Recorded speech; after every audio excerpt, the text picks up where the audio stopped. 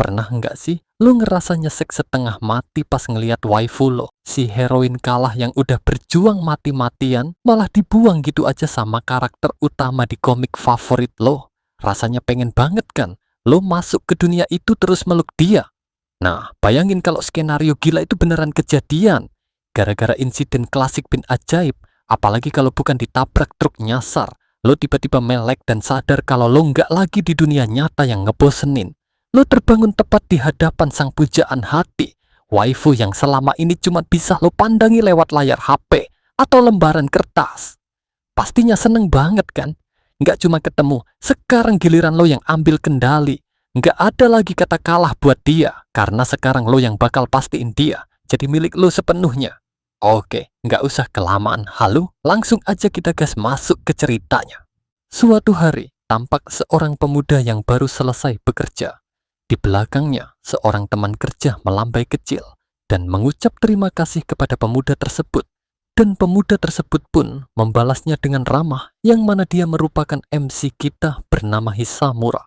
Segera setelahnya, dia terlihat terburu-buru meninggalkan tempat kerjanya sambil menggumam kalau hari ini adalah hari yang dia tunggu-tunggu sejak lama. Sambil lanjut bergumam kalau sekarang dia memiliki seorang perempuan yang dia sukai. Pemuda tersebut pun masuk ke sebuah toko bertuliskan anime. Setelah berkeliling ke sana kemari mencari sesuatu, akhirnya dengan muka yang sangat gembira, dia menemukan sesuatu yang dia cari-cari sejak tadi. Dan itu adalah sebuah merchandise dari sebuah karakter heroin yang berasal dari komik romance komedi bernama Ojojama yang lagi populer saat itu. Yang mana komik tersebut menceritakan sebuah cinta segitiga yang berputar antara MC komik tersebut dan para heroin utamanya. Namun di tengah drama cinta segitiga yang rapuh namun menarik ini, terdapat sosok Sei Shimada, karakter yang paling Hisamura puja. Sei adalah teman dekat heroin utama yang seringkali terjebak menjadi penengah, sementara dirinya sendiri memendam perasaan tulus kepada sang MC komik. Dalam setiap manga romcom klasik, kehadiran heroin sampingan yang menemani sang heroin utama adalah hal yang mutlak ada. Dan Sei Shimada adalah salah satu dari heroin sampingan tersebut. Sei merupakan teman dekat dari Shiho, sang heroin utama yang memegang peran krusial sebagai penengah di antara hubungan Shiho dan MC komik. Namun, di balik sikap dewasanya yang selalu mendukung sahabatnya, Sei menyimpan rahasia kecil. Dia sebenarnya memiliki perasaan yang sama terhadap Yuichi sang MC komik. Tragisnya, dalam narasi cerita ini, posisi Sei sudah dipatok secara permanen sebagai sosok yang biasa dikenal dengan sebutan heroin kalah. Dia adalah karakter yang ditakdirkan untuk mengalah, mengubur perasaannya sendiri demi kebahagiaan orang lain dan tetap tersenyum meskipun hatinya hancur berkali-kali. Hisamura merenungkan betapa kebanyakan pembaca pasti akan jatuh cinta pada salah satu heroin utama dan menahan napas untuk melihat siapa pemenangnya. Meski begitu, dia merasa berbeda sambil memandangi gantungan kunci Sei Shimada yang baru dibelinya dengan senyum lebar. Dia pun tersadar bahwa dia tidak boleh bertingkah seperti orang aneh di tempat umum dan segera menaruhnya kembali ke dalam tas belanja. Di dalam hatinya, dia merasa bersyukur dan berterima kasih karena adaptasi anime membuat Sei memiliki lebih banyak merchandise sekarang. Hisamura pun bertekad untuk bekerja lebih keras lagi demi menghasilkan banyak uang agar bisa terus mendukung karakter favoritnya itu. Namun, tepat saat ia sedang asik dengan pikirannya sendiri, tiba-tiba dia mendengar suara melengking. Dan tepat saat dia menoleh untuk melihat suara apa itu, tiba-tiba sebuah truk sudah ada di depan matanya siap untuk menabrak dan membuatnya pindah alam. Dalam detik-detik yang terasa berjalan sangat lambat, pikiran Hisamura dipenuhi oleh ketidakpercayaan yang luar biasa. Serius nih, apa aku bakal mokat? Batinnya berteriak, meratapi kenyataan pahit yang datang begitu tiba-tiba. Ia mencoba mencerna situasi gila ini. Bagaimana mungkin sebuah truk bisa menghantamnya, padahal ia sudah berada di jalur pejalan kaki yang seharusnya aman? Apa supirnya tidur? Pikirnya dengan kalut melihat siluet sopir di balik kemudi yang tampak tidak sadarkan diri. Di tengah kepasrahan itu, pandangannya mulai kabur, dan segalanya terasa semakin melambat. Dalam detik-detik terakhir, sebelum benturan itu terjadi, pikiran Hisamura berkecamuk dengan penolakan yang luar biasa terhadap takdir yang menjemputnya. "Tunggu, aku masih belum mau mokat," jeritnya dalam hati, menyadari bahwa hidupnya sebagai seorang anak SMA masih menyisakan begitu banyak kemungkinan. Ada masa depan tidak berujung yang ingin ia jelajahi dan berbagai hal yang masih sangat ingin ia lakukan di dunia ini. Namun, penyesalan terbesarnya justru tertuju pada sebuah fiksi. Ia masih belum melihat bagaimana akhir dari cerita Ojo Jama. Meskipun di lubuk hatinya yang terdalam ia sudah tahu bahwa cinta Seijan kemungkinan besar akan selamanya bertepuk sebelah tangan. Meski begitu, ia tetap ingin menyaksikan perjuangan gadis itu sampai tuntas. Keinginan sederhana untuk melihat akhir kisah karakter favoritnya menjadi alasan kuat baginya untuk bertahan. Tapi, semua permohonan itu tertelan oleh suara dentuman keras saat truk tersebut akhirnya menabrak dirinya, memutus semua narasi hidupnya dalam sekejap. Kegelapan yang pekat perlahan memudar, digantikan oleh cahaya silau yang memaksa matanya untuk terbuka sedikit demi sedikit. Hisamura mengerang pelan, merasakan sensasi pening yang luar biasa. Mencoba mengumpulkan kesadarannya yang berantakan. Ia menyentuh keningnya, merasakan kepalanya yang terasa sangat berat, seolah baru saja dihantam oleh beban yang tak kasat mata. Saat pandangannya mulai fokus, kebingungan baru menghantamnya. Ia tidak lagi berada di trotoar jalanan yang dingin atau di tengah kepungan lampu kota. Sebaliknya, ia berdiri di tengah sebuah koridor bangunan yang tampak sangat familiar namun asing di saat yang bersamaan. "Aku di mana? Sekolah?" gumamnya sambil menatap deretan pintu kelas dan loker yang membentang di hadapannya. Hisamura kemudian menunduk melihat tubuhnya sendiri, dan seketika ia merinding ketakutan. "Tapi ini bukan sekolahanku." Seragamnya juga kelihatan beda, batinnya dengan panik. Memorinya kembali pada momen terakhir yang ia ingat, moncong truk besar, siluet supir yang tertidur, dan hantaman keras yang seharusnya sudah merenggut nyawanya. Bagaimana mungkin seseorang yang baru saja ditabrak truk bisa terbangun dengan sehat, mengenakan seragam asing di sebuah sekolah yang belum pernah ia kunjungi? Rasa ngeri mulai menjalari punggungnya saat ia menyadari bahwa realitas yang ia pijak sekarang bukanlah dunia yang ia kenal. Hisamura berusaha menarik napas dalam-dalam untuk menenangkan diri, mencoba mencerna keganjilan yang sedang menimpanya. "Pertama tenang dulu, sebenarnya apa yang sedang terjadi di sini?" pikirnya sambil menutup mulut dengan tangan, mempertanyakan apakah ia sedang berada di dalam mimpi atau mungkin koma akibat kecelakaan maut itu. Namun, ia menyadari bahwa jika ia benar-benar sudah mati, ia tidak mungkin bisa bermimpi. Kebingungannya seketika berubah menjadi keterkejutan yang luar biasa saat ia mendengar suara-suara yang sangat ia kenal. Suara yang selama ini hanya ia dengar melalui CD drama. Hisamura mengintip dari balik tembok, dan matanya terbelalak melihat dua sosok yang berdiri nyata di depannya. Shiho Fujise dan Shimada Sei dari serial favoritnya. Ia menyaksikan adegan yang persis seperti dalam cerita, di mana Shiho tampak ragu-ragu membicarakan perasaannya. "Benar, Seijan. Shiho selalu ragu-ragu soal itu." Batin Hisamura saat mendengar Shiho mencurahkan kekhawatirannya tentang hubungan Yuichi dengan Tojo Insan. Shiho merasa takut akan menjadi pengganggu di antara mereka berdua. Melihat interaksi antara karakter favoritnya secara langsung di depan mata, Hisamura sadar bahwa ia benar-benar telah terlempar masuk ke dalam dunia fiksi yang selama ini ia puja. Hisamura merasa sangat kegirangan dan hampir tidak percaya bahwa ia sedang menyaksikan adegan legendaris ini dengan mata kepalanya sendiri.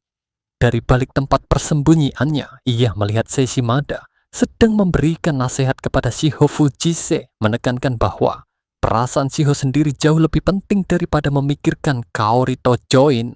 Ini adalah momen krusial di mana Shiho merasa bimbang apakah ia harus pergi berkencan dengan Yuichi Shigemoto setelah sang protagonis mengajaknya. Dengan tatapan yang lembut, namun penuh pertimbangan, Sei memastikan perasaan sahabatnya itu dengan bertanya, "Shiho menyukai Shigemoto, bukan?" Setelah Shiho mengakuinya dengan malu-malu, Sei pun memberikan dorongan semangat agar Shiho bekerja lebih keras demi cintanya, meyakinkan bahwa Shiho pasti bisa melakukannya. Sei bahkan menambahkan bahwa jika Yuichi yang mengajaknya berkencan, itu berarti Shiho memiliki kesempatan yang besar. Shiho pun tampak merasa sangat lega dan bahagia setelah berbicara dengan Sei. Sambil berlari kecil meninggalkan koridor, ia mengucapkan terima kasih yang sebesar-besarnya kepada Sei karena telah bersedia meluangkan waktu untuk mendengarkan keluh kesahnya. Sementara itu, Hisamura yang masih bersembunyi hanya bisa terpaku melihat Sei yang bergumam pelan mendoakan yang terbaik bagi sahabatnya itu. Meski Hisamura tahu ada kepedihan yang disembunyikan di balik dukungan tersebut. Setelah Shiho pergi, suasana di koridor tersebut berubah menjadi sunyi, menyisakan Shimada yang berdiri sendirian dengan ekspresi yang sulit diartikan. Sei bergumam dengan suara yang sangat pelan, "Lakukan yang terbaik, Shiho. Untuk bagianku juga." Kata-kata itu mengonfirmasi pengorbanan perasaan Sei yang mendalam demi kebahagiaan sahabatnya. Hisamura yang masih mengamati dari kejauhan merasa sesak melihat pemandangan tersebut. Baginya, ini adalah momen yang paling menyakitkan sekaligus mengharukan dalam seluruh seri manga tersebut. Sambil menahan napas, ia membatin, "Ini adalah adegan favoritku. Ini dia." Menyaksikan secara langsung bagaimana heroin kalah favoritnya tersenyum pahit sambil memendam luka, membuat Hisamura semakin tidak rela jika takdir Sei harus berakhir tragis di dunia ini. Hisamura kembali teringat akan alasan mengapa ia begitu mengagumi sosok Sei Shimada. Meskipun awalnya Sei merasa kesal karena Shiho sering didekati oleh Shigemoto, interaksi yang intens secara perlahan menumbuhkan benih cinta di hati Sei terhadap sang tokoh utama pria tersebut. Sei menyadari bahwa di saat yang bersamaan, sahabat dekatnya sendiri, Shiho, juga menaruh hati pada Shigemoto. Demi kebahagiaan mereka berdua, Sei-chan memutuskan untuk menekan perasaannya sendiri dan memilih menjadi penengah agar Shiho dan Shigemoto bisa bersatu. Ketulusan Sei dalam mengutamakan kebahagiaan temannya di atas luka hatinya sendiri, itulah yang membuat Hisamura benar-benar jatuh cinta pada karakter tersebut. Kan tetapi, melihat Sei yang tampak menunduk sedih setelah Shiho pergi, Hisamura merasa dadanya sesak. Ia sangat menghargai pengorbanan itu. Namun secara bersamaan, ia tidak tahan melihat penderitaan diam-diam yang harus ditanggung oleh gadis yang dipujanya. Namun Hisamura yang sedang bersembunyi tak sengaja mendorong pintu hingga membuat Sei Shimada langsung menoleh dengan waspada dan bertanya, "Siapa di sana?" Hisamura yang panik akhirnya tidak sempat untuk melarikan diri dan terduduk lemas di lantai koridor. Dengan tatapan dingin namun penasaran, Sei pun memanggilnya. "Hisamura, apa kau mendengar percakapan kami?" Jantung Hisamura serasa mau copot, bukan hanya karena tertangkap basah, tapi karena Sei Shimada yang asli ada tepat di depan matanya. Sambil menggaruk kepalanya yang tidak gatal, ia terbata-bata meminta maaf dan mengaku tidak berniat untuk menguping. Akan tetapi di dalam benaknya, dia merasa sangat senang dikarenakan Sei yang merupakan waifunya memanggil namanya. Namun, di tengah rasa grogi yang luar biasa, sebuah kesadaran aneh muncul di benak Hisamura. "Tunggu sebentar, ini nggak sama," batinnya. Meskipun kejadian ini memang ada dalam alur asli cerita Ojojama, ada sesuatu yang sangat janggal. Kalimat yang baru saja ia ucapkan untuk meminta maaf terasa keluar begitu saja dari mulutnya, seolah-olah dia sedang membaca naskah. Ia tersentak saat menyadari bahwa dialog yang ia gunakan adalah milik salah satu karakter asli dalam manga tersebut. Sebuah pemikiran gila melintas di kepalanya. Jangan-jangan dia tidak hanya masuk ke dunia manga, tapi dia juga menempati posisi karakter tertentu di dalamnya. Sebuah realitas mengejutkan mulai menghantam pikiran Hisamura. ia menyadari bahwa dirinya kini telah menjadi Tsukasa Hisamura, salah satu karakter pendukung dalam dunia tersebut. Tsukasa sendiri dikenal sebagai teman dekat sang tokoh utama, Yuichi Shigemoto. Sebagai karakter sampingan, Tsukasa memiliki peran penting yang tidak terlibat langsung dalam konflik cinta segitiga tersebut. Ia adalah sosok yang selalu memberikan saran tepat dan berusaha menghidupkan suasana setiap kali Shigemoto menghadapi masalah dalam urusan asmaranya. Hisamura merasa sangat sulit percaya karena ia dan karakter ini ternyata memiliki nama depan dan belakang yang sama persis. Bahkan, suara dan penampilan tubuh mereka pun sangat mirip, yang menjadikannya salah satu karakter favorit MC kita juga. Meski merasa situasi ini terlalu beruntung untuk sebuah mimpi, ia merasa sangat hoki karena bisa menyaksikan adegan favoritnya secara langsung dari jarak dekat. Satu hal yang paling membuatnya berdebar adalah kenyataan bahwa waifu pujaannya baru saja memanggil namanya. Nama yang kini benar-benar menjadi identitasnya di dunia tersebut. MC kita akhirnya memberanikan diri untuk berinteraksi langsung dengan Sei Shimada. Ia bertanya apakah Sei baik-baik saja, mengingat ia tahu bahwa Sei juga memendam perasaan cinta kepada Yuichi. Dengan ekspresi yang tenang namun menyiratkan kesedihan, Sei menjawab bahwa ia pasti akan baik-baik saja karena ia sudah menyelidiki kecocokan antara Shigemoto dan Shiho. Melihat respon tersebut, MC kita menyadari betapa dalam pengorbanan Sei. Sei merasa bahwa tidak ada tempat baginya di antara hubungan Shiho dan Yuichi. Ia meyakini bahwa mereka berdua sudah ditakdirkan untuk bersama. Senyum cantik dan pengertian yang ditunjukkan Sei kepada temannya justru membuat MC kita jadi semakin jatuh cinta padanya. Namun, MC kita juga menyadari pahitnya kenyataan bahwa senyuman itu adalah cara Sei untuk membunuh perasaannya sendiri demi orang lain. Tsukasa mulai merasa khawatir jika dialog batinnya ini akan terus berlanjut hingga akhir cerita, sementara ia harus menyaksikan waifunya terus menderita dalam diam. Oleh karena itu, melihat senyum sedih yang dipaksakan itu, Tsukasa tidak bisa lagi menahan gejolak di dadanya. Baginya, senyum penuh luka tersebut adalah hal terakhir yang ingin ia saksikan dari sosok yang begitu ia puja. Ia tidak bisa membiarkan tubuh Sei terus tertutup luka hanya karena ketulusannya mencintai sang tokoh utama. Dengan tekad yang bulat, Tsukasa memutuskan untuk merobek narasi tragis yang selama ini mengurung Sei. Ia bersumpah akan merubah jalan cerita yang tidak adil, di mana Sei tidak bisa mendapatkan kebahagiaannya sendiri. Tepat di dalam ruang kelas yang sepi, MC kita berdiri tegap di hadapan Sei dengan wajah yang memerah, namun penuh keyakinan. Sambil memegang dadanya yang berdegup kencang, ia mengungkapkan perasaan yang melampaui sekadar rasa kagum seorang pembaca. "Aku suka padamu, tolong jadilah pacarku," serunya dengan lantang, sebuah deklarasi yang akan mengubah seluruh alur dunia selamanya. Sei tertegun diam dengan mata terbelalak, mendengar pernyataan yang begitu tiba-tiba dan berani itu. Di hadapannya, MC kita berdiri dengan tatapan serius, membawa keyakinan bahwa kebahagiaan dari karakter yang disukai adalah kebahagiaan yang paling didambakan oleh seorang otaku. Keheningan sesaat di koridor itu pecah ketika wajah Sei mendadak memerah sempurna hingga ke telinga. "Hah? Pacaran?" serunya dengan sangat terkejut, kehilangan ketenangan yang biasanya ia miliki.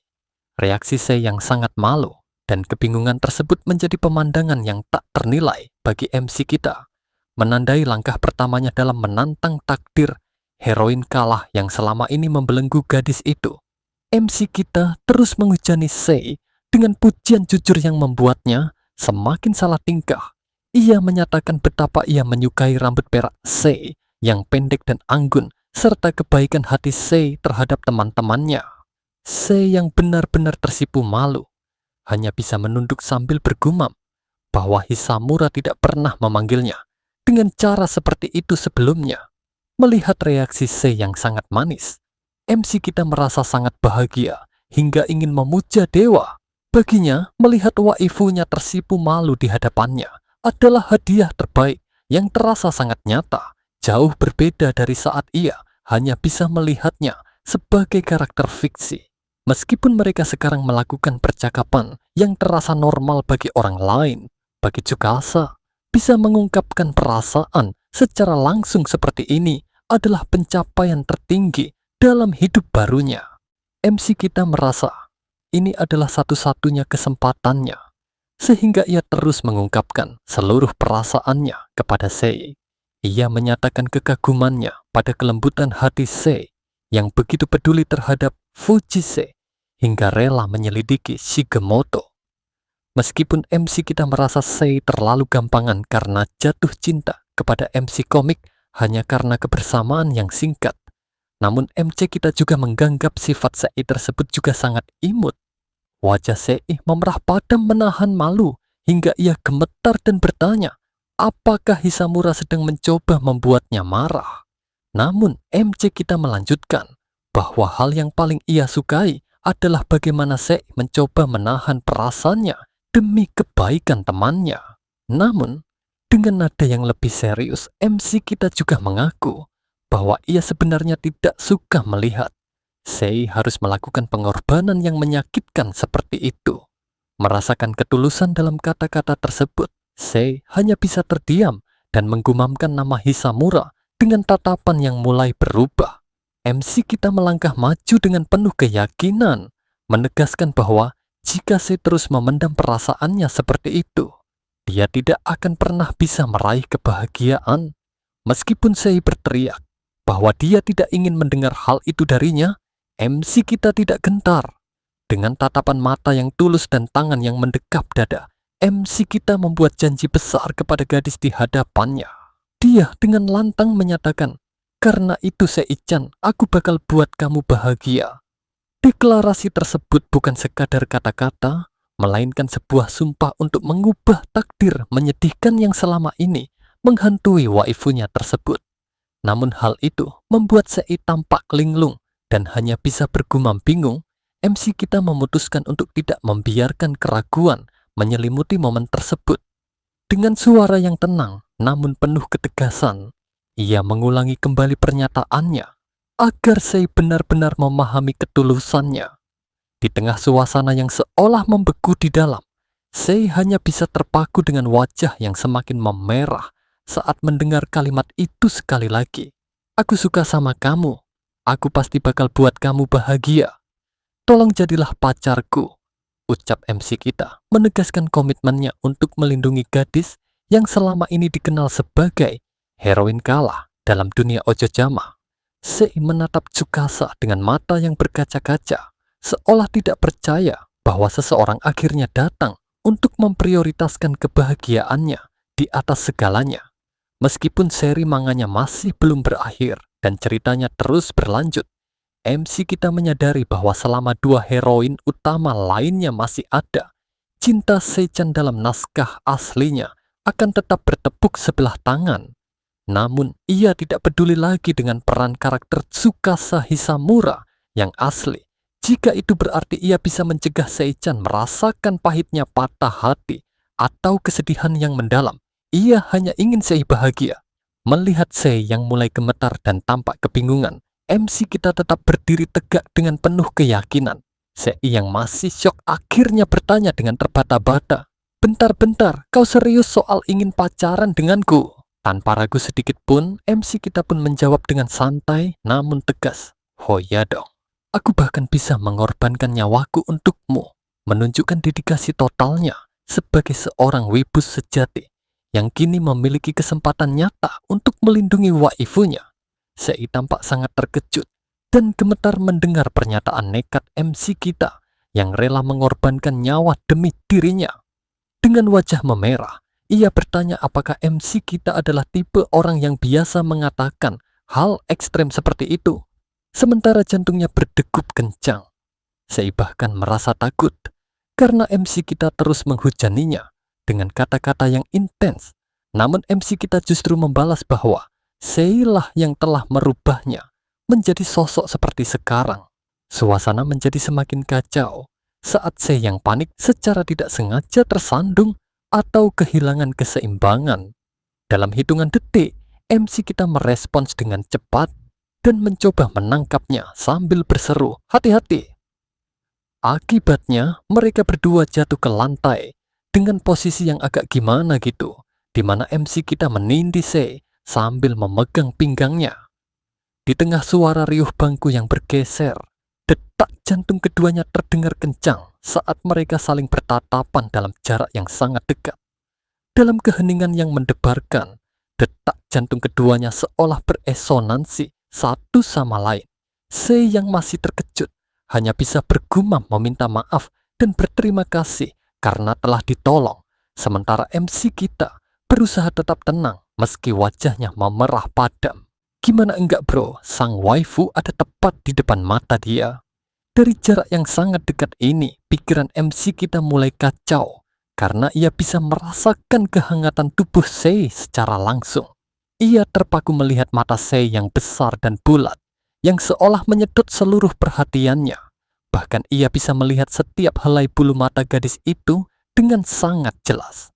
Kesadaran bahwa dirinya berada sangat dekat dengan sosok yang ia puja membuat jantung MC kita terus berdegup kencang, menciptakan momen canggung namun penuh ketegangan di antara mereka. MC kita merasa tidak ingin momen ini berakhir dan berpikir bahwa tidak masalah jika ia menjadi lebih agresif karena merasa sedang berada di dalam mimpi. Masih dalam posisi yang sangat dekat, ia menatap Sei dan bertanya apa jawabannya atas pernyataan cintanya tadi. Sei yang tampak sangat malu dan canggung memintanya untuk melepaskannya karena ia sudah merasa baik-baik saja. Namun MC kita justru merangkulnya lebih erat sambil menegaskan bahwa ia sedang membicarakan soal pengakuannya. Sei mencoba menawar agar mereka bisa membicarakan jawabannya nanti, tetapi MC kita bersikeras ingin mendengarnya sekarang. Di dalam benaknya, MC kita bertanya-tanya, apakah jawabannya adalah tidak? Sementara Sei hanya bisa merasa panik karena jarak mereka yang sudah terlalu dekat. Dan MC kita masih merasa kalau dirinya masih di dalam sebuah mimpi. MC kita pun menegaskan bahwa ia tidak akan melepaskan Sei sebelum mendapatkan jawaban, karena ia tidak ingin menghabiskan hidupnya dalam penyesalan jika terbangun dari mimpi ini tanpa mengetahui jawabannya. Sei yang tampak sangat kewalahan bergumam tentang betapa sulitnya menghadapi Tsukasa Hisamura yang sekarang, meskipun sebelumnya ia menganggap Hisamura adalah orang yang sangat baik.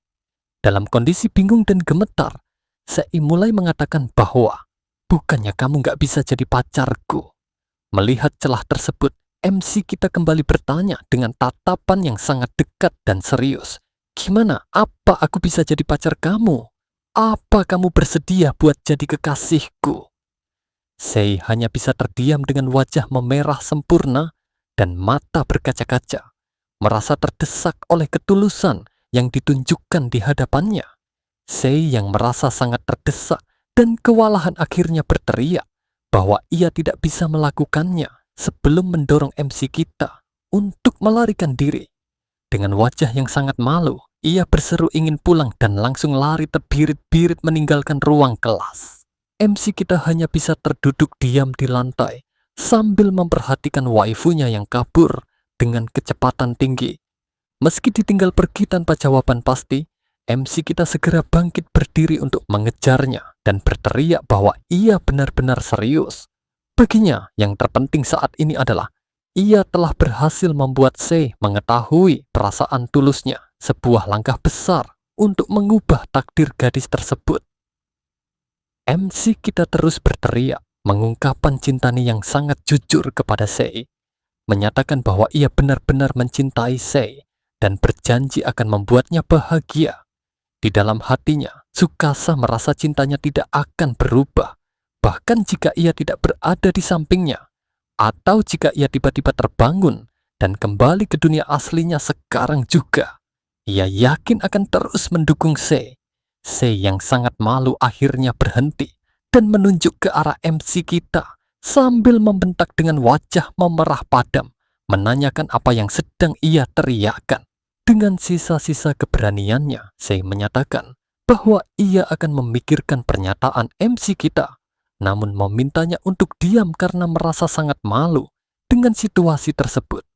Dan segera setelahnya Sei pun melarikan diri, pergi menjauh dikarenakan sudah merasa sangat malu dengan situasi yang terjadi. Meskipun tidak mendapatkan jawaban langsung saat itu, MC kita tetap merasa sangat puas karena tidak memiliki penyesalan apapun dalam hidupnya sekarang. Sambil memperhatikan Sei yang terus berlari menjauh di lorong sekolah dan mengambil tas sekolahnya, ia tersenyum lebar dan bergumam betapa imutnya gadis itu. MC kita pun kemudian bersiap untuk pulang, merasa bebannya telah terangkat setelah mengungkapkan perasaannya. Namun, saat berdiri sendirian di lorong, ia mulai bertanya-tanya kapan ia akan bangun dari dunia ini dan kemana sebenarnya ia harus pulang. Mengingat ia merasa situasi ini seperti sebuah mimpi, narator mengatakan bahwa ini akan menjadi awal dari pertarungan baru untuk mengubah nasib sang heroin kalah.